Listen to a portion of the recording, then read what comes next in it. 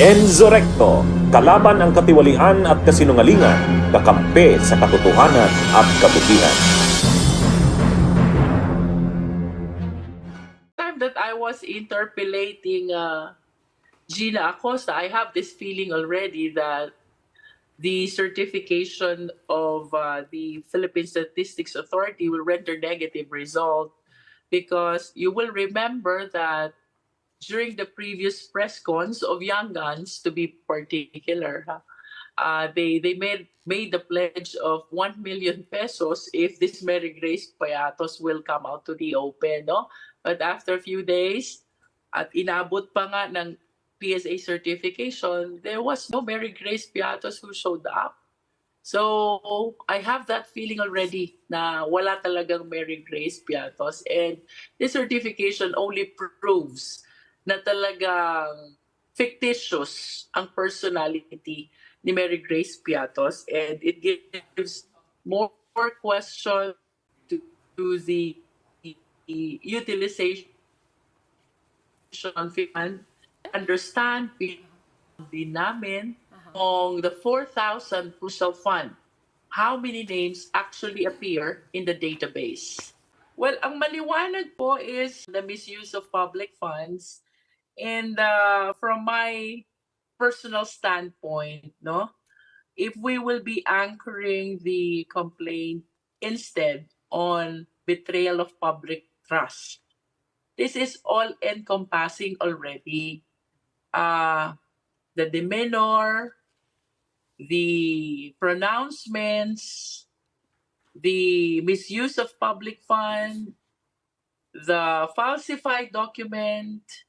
I believe the ground of betrayal of public trust is a catch-all already of all the irregularities that we have observed with respect to the utilization of confidential fund, both the Department of Education and the Office of the Vice President. Ang highlight po ng ating naging investigation, I believe, one is yung denial ng AFP about having received funds from the Department of Education and having used the same in the youth leadership summits, because it was very clear during the committee hearings that the officers of the AFP denied having received. Wala po silang natanggap, and as a matter of fact, Youth Leadership Summit is part of the regular program of the AFP. That means that with or without the DepEd, mayroon po talagang Youth Leadership Summit ang Armed Forces of the Philippines. And the second, of course, ay ito pong ating observation about more than 700 acknowledgement receipts, walang printed name, so you cannot identify actually the recipients. We also have 300 plus acknowledgement receipts, my signature, my printed name, however, both are unreadable.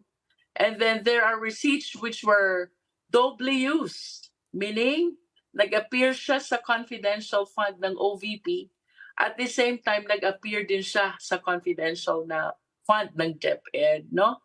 And of course, itong naging naka-capture ng attention of the so many Filipino people, the name Mary Grace Patos, Kokoy Villamin, and with respect to Mary Grace Patos, nagkaroon na ng certification ng PSA that it is not existing either in the birth, in the marriage, or in the death records of their office. It is an acknowledged fact that the members of the House are always challenged with respect to time, no?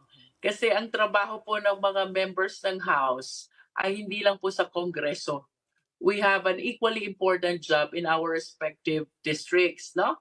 But considering the number of days that is provided under the rules, 10 days to refer it to the committee, 10 days to include it in the order of business, and 3 days to refer it to the committee.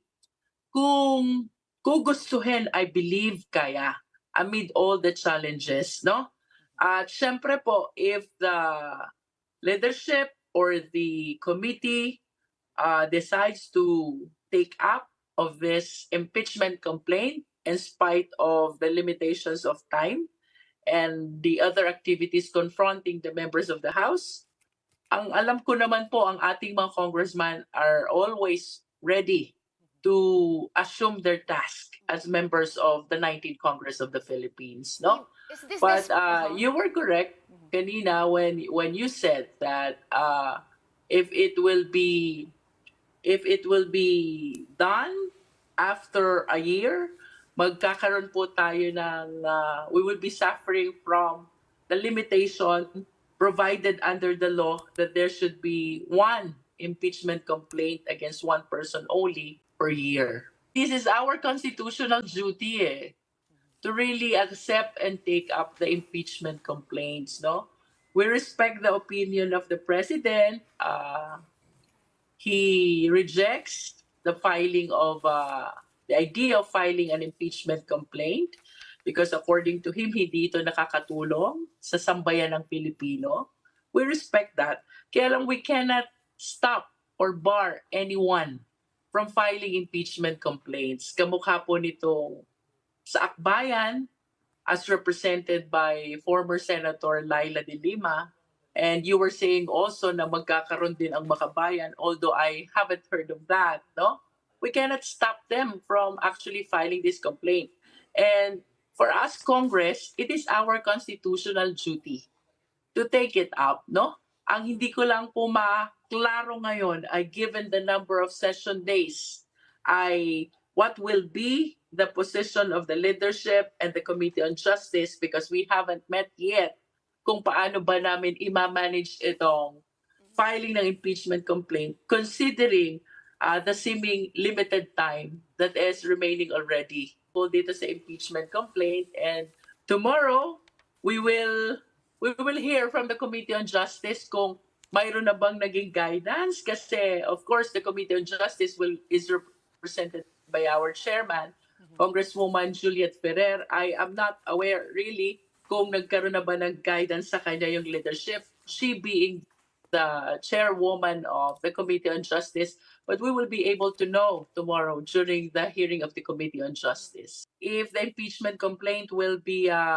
filed and endorsed by 1/3 of the members of the House. But I am not aware really if there is that 1/3 membership of the House who are willing and interested to sponsor an impeachment complaint. Because with that option, hindi na po kailangang dumaan pa sa hearing ng Committee on Justice. Unlike the one filed by a private individual, kamukha nitong civil society group, unlike the one filed by one member only of the House, ito po talagang kailangang i-refer sa Committee on Justice, which is given a period of 60 days to conclude the hearing on whether or not the impeachment complaint will be referred back to the plenary, no? Pero if we really want to shorten the process, tama po si Senator Laila de Lima, one available option is if there is 1/3 member of the House who are willing to sponsor or file the impeachment complaint. Bunyog, bunyog, halikan na kasama ka. Bunyog, kapag buklod ay may pag-asa. Luzon, Visayas, Mindanao, isa ang pananaw. Sa bagong Pilipinas ang bunyog isisigaw. Bunyog.